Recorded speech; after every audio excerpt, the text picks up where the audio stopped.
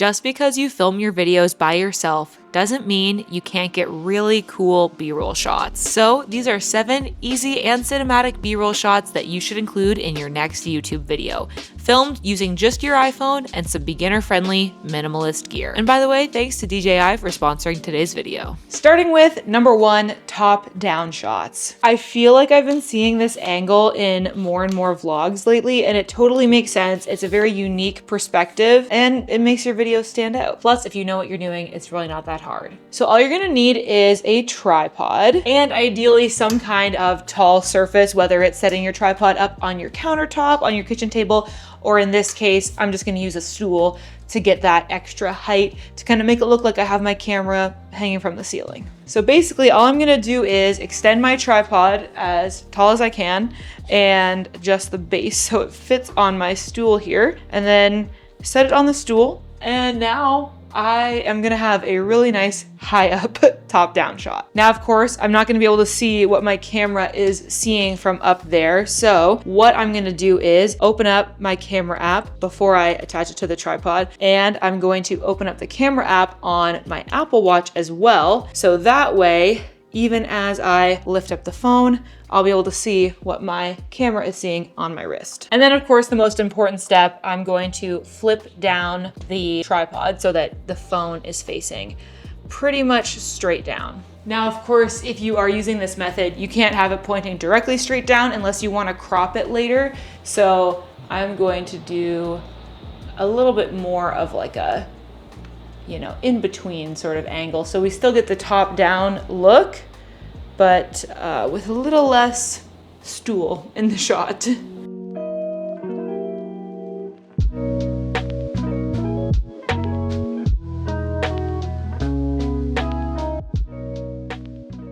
Another simple but really effective B-roll shot you can get is using the foreground to add more depth to your shot, specifically by placing something between the camera and the subject, aka you. This is especially effective when you keep your camera focused on the foreground and allow the subject to kind of get blurry in the background. This type of shot feels intentional and artistic because by default, people's cameras will focus on the human in the frame. So if you're focused on the foreground instead, it's because you meant to do it, and it just tells a bit more of a story. To do this, set your phone up close to your foreground. In the case for this shot, it's gonna be my notebook sitting on the table. I wanna make sure the framing looks okay once I'm in it, so I'll go ahead and sit on the couch behind my foreground here just to double check the framing on my watch. It's looking good, so we're good to start recording. Now, from behind the camera, I'm gonna tap and hold on the foreground, in this case it's the notebook, until I see that AE/AF lock text pop up on screen. This basically lets me know that my camera's focus is gonna be locked on that notebook. It's not gonna switch over to my face once I'm in the frame, because otherwise it would automatically shift to me. iPhone cameras are gonna automatically focus on a human face if they see one. So once I've got my focus locked on my foreground, I'll go ahead and press record and then act out my little scene here. And what I'm left with is this shot that has just a little bit more depth and intention than a simple autofocus clip.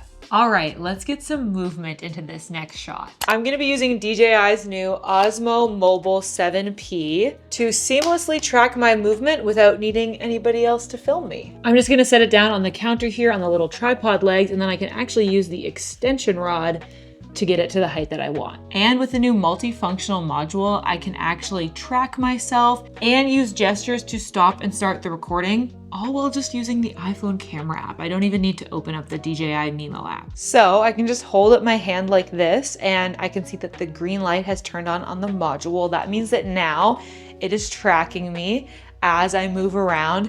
And to start recording, I can just throw up a peace sign, and I see that the yellow light blinks, and then it turns green, and now I know that it is filming me as well as tracking me. I love that it has this little indicator light because it means that I can film with the back cameras on my phone, which is what I prefer to do, but still have the confidence that it is in fact recording. So once it's recording and tracking me, I'll just walk out of the scene and then walk back in to get a cinematic tracking shot no camera operator needed. Another cool shot you can get using the Osmo Mobile 7P is a motion time lapse. A time lapse can be a great way to show the passage of time in your story, but visually it can be a little bit predictable. One way to spice it up is by adding movement. With the Osmo Mobile 7P, you can create a motion lapse, which means the gimbal will slowly move throughout the duration of your time lapse being captured, leaving you with this cool dynamic motion lapse effect. To do this, just open up the DJI Mimo app and scroll over the options at the bottom to find time lapse. Tap on this down arrow up here to adjust the settings. We'll choose our duration. So for this, let's say 5 minutes. For interval, I'm gonna go with every 2 seconds. And finally, for time lapse mode, instead of just stationary, we're gonna choose L to R, which is left to right, obviously. Then we just set it up, let it do its thing for the next 5 minutes, and we're left with this cool motion time lapse shot. The new Osmo Mobile 7P has a ton of really cool features, and a lot of it comes down to this new multifunctional module I was just telling you about. In addition to all the tracking and gesture control features, it also comes with this built-in light, which is small but pretty powerful, and you can adjust the brightness and the color temperature. Plus, this little module also acts as a mic receiver. All you have to do is plug it into your phone. So you can pair your DJI Mic Minis to this module to get really awesome audio without having to plug in an additional receiver. Oh, and the bonus feature that I think makes this the perfect vlogging setup, especially for travel, the gimbal has 10 hours of battery life, and when it's turned off, you can use it as an external battery bank for your phone. So you can plug it in and charge up your phone while you're on the go. Now I know some of you might be wondering, why should I get this gimbal for my phone instead of just getting DJI's Osmo Pocket 3? This retails for about $150 US, while this little guy is like $520.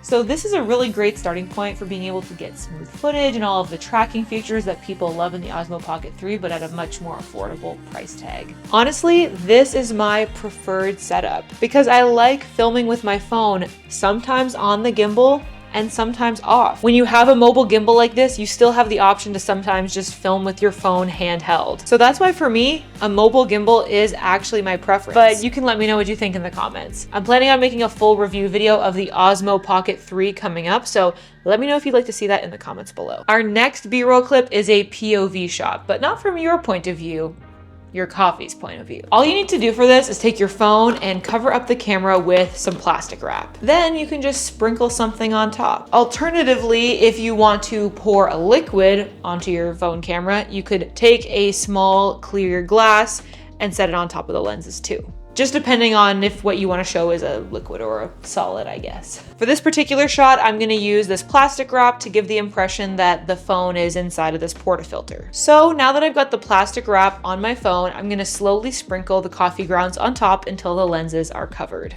With that clip filmed, I want to further sell the idea that we're looking out from the bottom of the portafilter. And since we know they're round, we expect the view to kind of be round as well. So all I'm gonna do is pull my clip into the timeline in DaVinci Resolve here, and then I'm just gonna pull up the vignette effect and click and drag that onto my clip. You can see we're already getting that rounded effect that I'm going for, but I'm just gonna play around with the size and shape of the vignette a little bit until I'm happy with how it looks. Make the edges a little less soft, make it a bit more spherical, and make it bigger. Now we sort of get the impression that we're like seeing the sides of the portafilter as we look out from the bottom. And that's how I've created my portafilter filling up with coffee POV shot.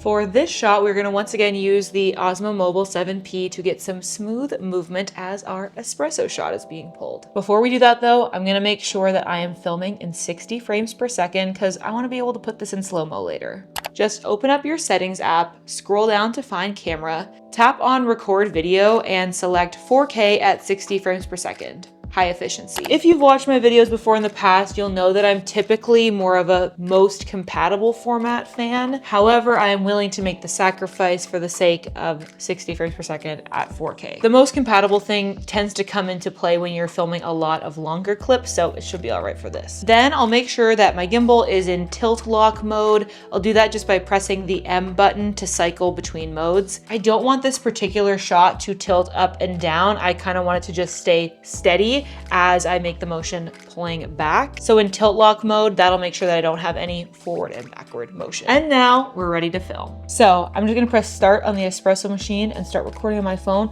And then as the espresso shot is being pulled, I'm just gonna slowly move back to get a nice steady pullback shot. Now to really make this clip shine, we're gonna put it into slow motion. I'm just gonna pull it into my DaVinci Resolve timeline here and select it. And all I have to do is hit Command R on my keyboard and it'll bring up this menu to change the clip speed. I'm just gonna type in 50% since we filmed it at 60 frames per second and this is a 30 frames per second timeline.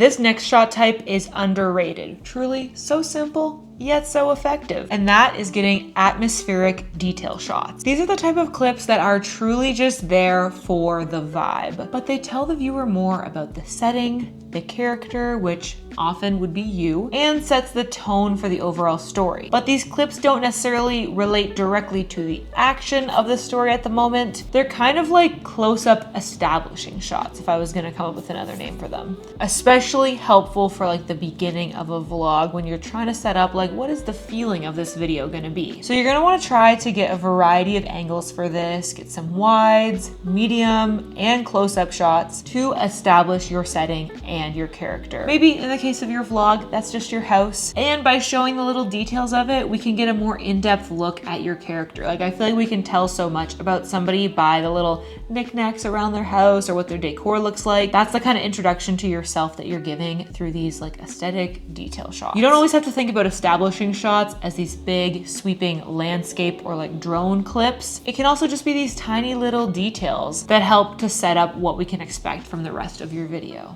With these B-roll shot ideas on hand, I know your vlogs are never going to be boring again. Remember to check out the new DJI Osmo Mobile 7 and 7P if you want to get some more dynamic movement in your shots. And if you're looking for some advice on how to edit all of this lovely B-roll together, you should check out this tutorial that I made. It's a beginner guide to all things editing B-roll. So make sure you watch that next. As always, I hope you're having adventures and following your dreams, and I will see you in the next video. Bye!